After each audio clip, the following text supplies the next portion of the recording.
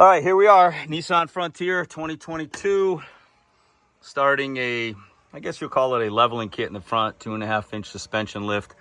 Steven decided to buy new upper control arm, so that arm will come out, starting with this, getting this castle nut off, and we'll be taking the strut out, putting a spacer in, taking the whole upper arm off.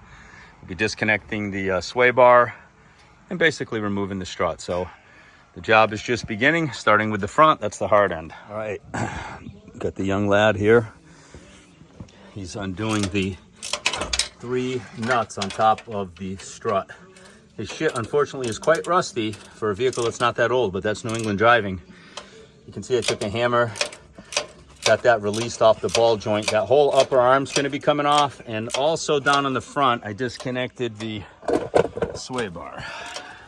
You can see it right there. I'll be pulling that off. A look at the new arms. Greasable joint right there. Rough country. They mark them left and right. Get new nuts for the ball joint. And then a rubber cap that covers the Zerk fitting.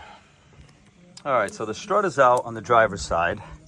I undid the other sway bar end link so I could pivot this down to get at the bolt that holds the bottom of the strut. Now we're doing this without taking the inner liner out.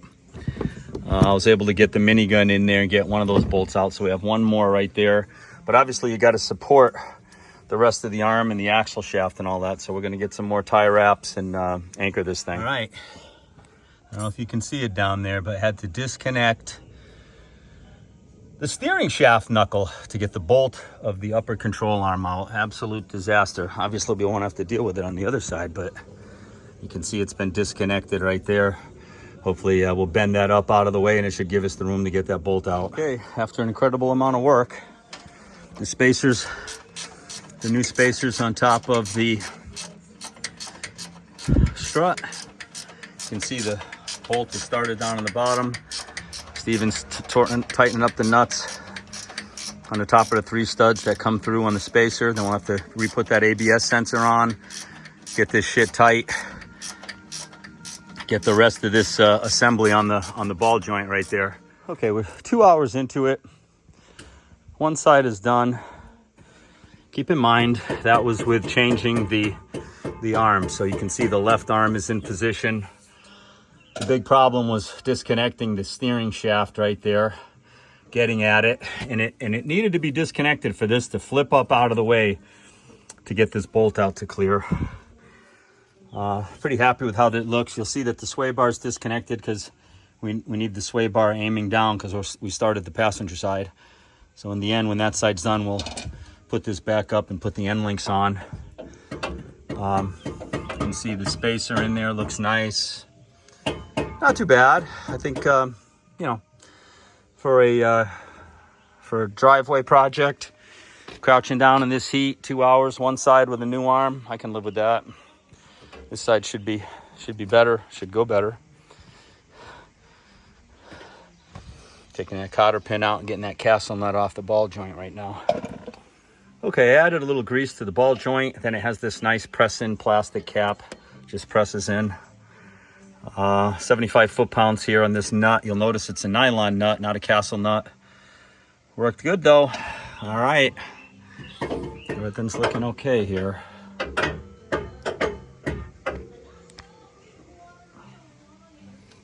All right, passenger upper arm. A lot easier without that steering knuckle, that boot. You can see the strut's out, sway bar end link is off. We just got a tie wrap holding the hub assembly here to the lower arm. All right, we'll be putting the spacer on, the rough country spacer on top of the strut next. We did the first one already. Yeah, so you can see the nuts, the stock nuts go on the spacer. Just get them started, some anti-seize on them. Hold the coil with some channel locks, torque these things to 35 foot-pounds. Okay, you can see the strut is in. The 3 nuts on the top are being tightened. Then we got to line up the bottom, get that bolt through the bottom of the strut. Then we got to get the arm assembly up onto the ball joint. And then lastly, do both sway bar end links. Yeah, you just kind of crisscross them a little at a time. Yeah.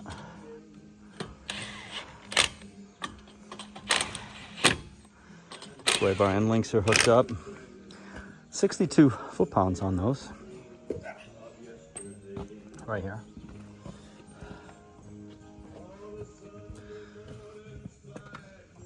$75 foot-pounds right there. What'd you say the torque was for this?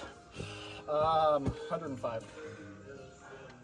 105. 105 was this. That was the 75 to 90. 75 to 90, yeah.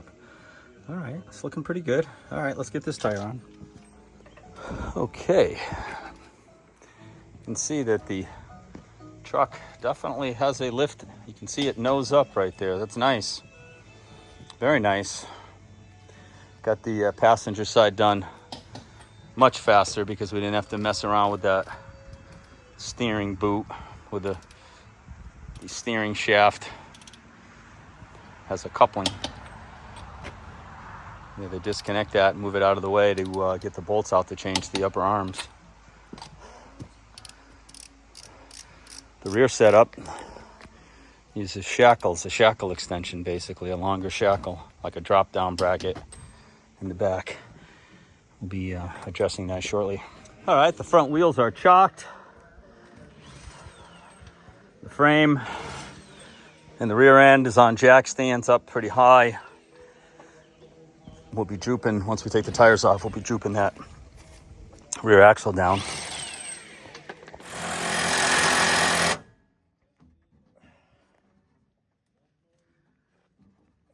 So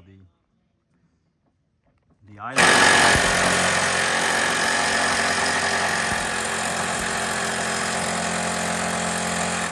Need a stronger gun? Okay, in regards to the rear, there's a bracket that we just took the nuts off. Now we'll take a rubber mallet, 17 mil on the nuts, and pound the other side out. And then you'll see that this whole eyelet of this leaf spring will be wide open for the new piece and the extension. A little lifting note, when you go to take off the rear shackle bracket, lower the spare tire. So Steven's getting his stock jack set up to lower that spare tire. And then you can see the bracket right there. Just got to continue pounding that out. So far, so good. Use the big pry bar to pry the spring down on the frame to get all the bolts started, and then without the weight on it, we're just going to kind of like hand tighten it with the minigun, nice and light. And then after we drop it down, we'll torque it to spec under the weight of the vehicle. Okay, the young buck is finding out that these driveway lift jobs are never easy. Throw one of the hottest days in the year into the equation. We lowered the spare tire down. Steven's banging those brackets out. Coming out? Very well, but it's moving.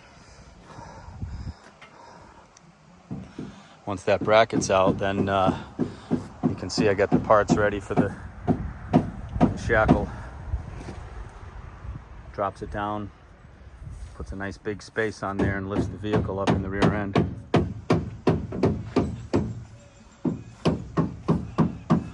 It doesn't tell you is you got to take those rubber bushings off of that piece right there. We missed a couple on the inside and we realized it, so we took the driver's side apart again and got those rubber bushings. It's a two-piece system, so the frame has two pieces up top as well as the eye assembly on the leaf spring. All right, 4.5 hours. I'm going to step back. Everything is torqued up.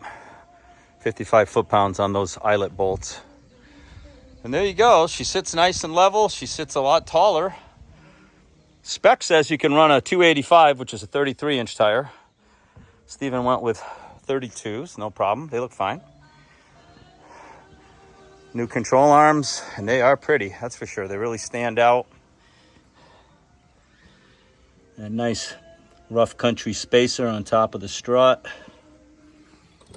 All right. There he is, the proud owner right there.